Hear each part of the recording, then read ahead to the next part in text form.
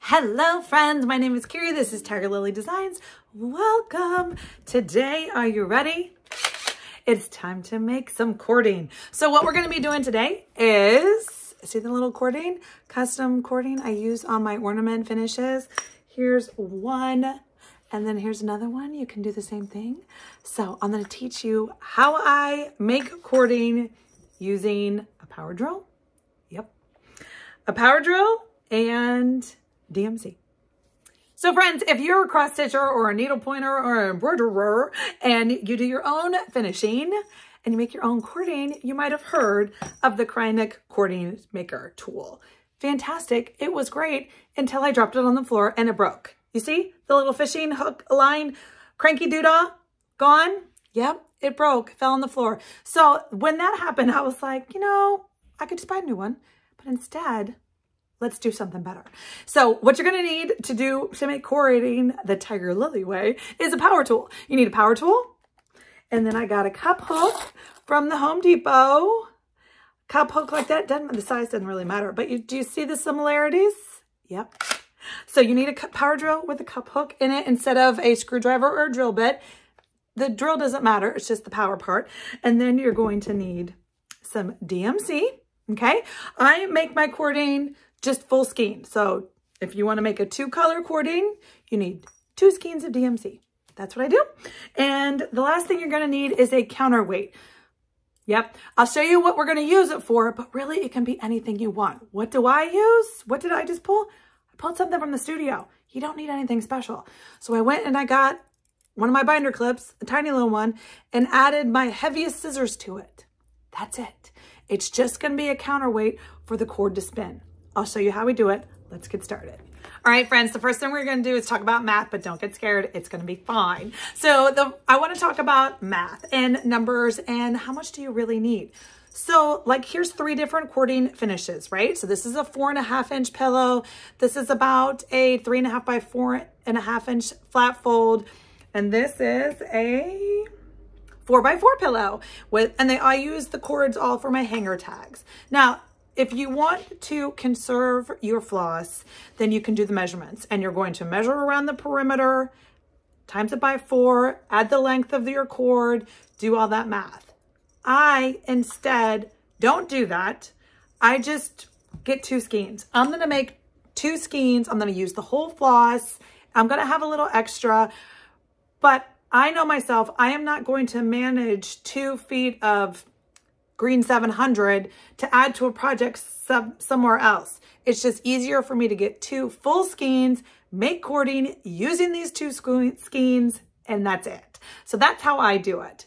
If you want to conserve, that's the math. If you want to do it my way, you grab 2 full skeins. So the first thing you're going to do is you're going to grab your full 2 skeins, and I'm going to show you how I do it first. So as always, you pull off, you remember, keep track of the number pull. The number pull is important. So you're going to open up your skein.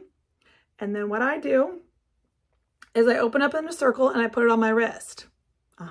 So I use my wrist as like don't get tangled. So this was the end from the number end. If you use the number end, it won't get tangled.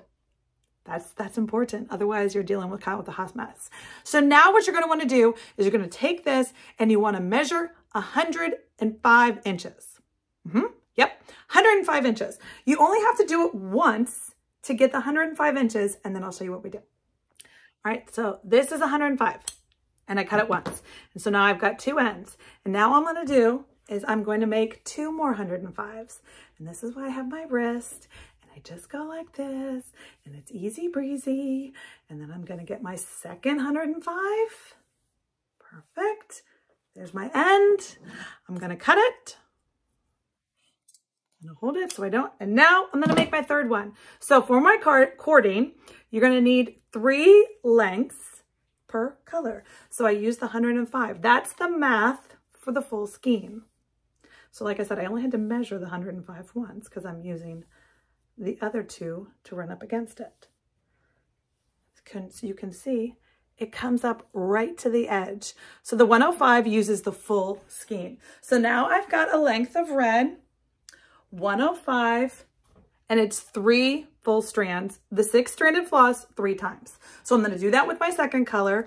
All right, so I just want to show you sometimes, you know, the DMC is long or sometimes my math wasn't awesome. But so I had, you know, 2 inches extra.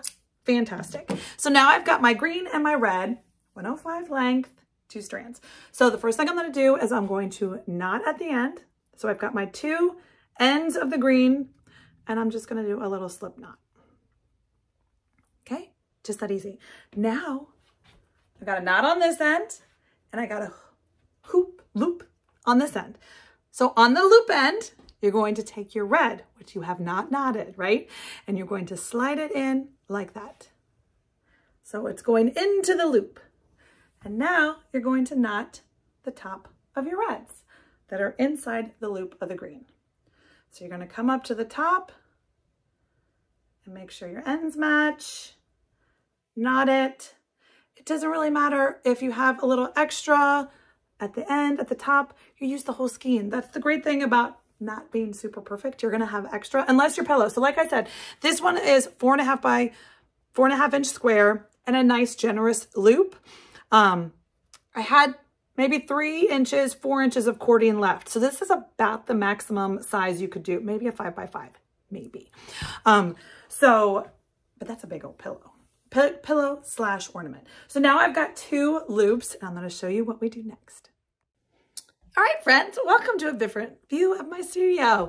This is the not so pretty wall, but this is the wall that I use because it's got a hook on it. So this is my thread. This is how I store my thread that is not in kits and hook projects and things like that.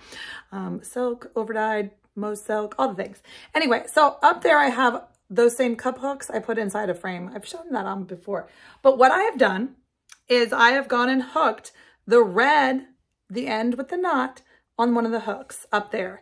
And now I'm going to take this end and I'm going to go over there with my drill and I'm going to hook my cup hook into the end over there. And then I'll show you what we do. All right, so I have now the 2 flosses with the loops are taut and they're being held on the hook over on the wall. So you can just put that hook on any kind of bookcase. There's 3M hooks, whatever you can hook on so it can hold it taut. And now I'm gonna put this in here, right? And I've got my drill and I go. That's it. And so you're gonna feel it start pulling. You're gonna feel it with my battery. But it's gonna start pulling taut. Like it's gonna start pulling me this way. I just do it until the drill starts pulling me towards, and then I feel like it is taut enough. All right, we're gonna give it a whirl. So now what I'm gonna do is you take your counterweight. So I took the cup hook off the drill. I'm holding it so that the spinning doesn't let go. I'm gonna take my counterweight, stick it in the hole, right? And watch me come closer. Right here where the flosses meet, where the red and the green meet, I'm gonna stop, hold my counterweight there at the corner, come up and grab this end. So you see, I've got the counterweight in the middle and I'm holding everything taut.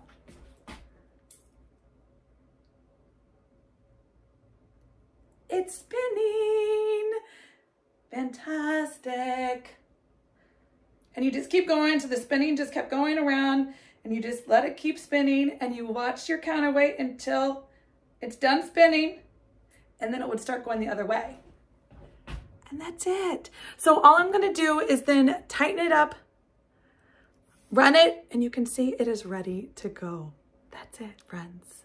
Are you ready to make cord now? So this cording is done and ready. So now I've got to make a couple more and then get those prairie schoolers finished. So I just wanted to let you know that, you know, it depends on how tight you wind and your exact measurements, but this one gave me 36 inches of cording, plenty of what I need to get like a 5-inch pillow done, 5, 10, 15, 20.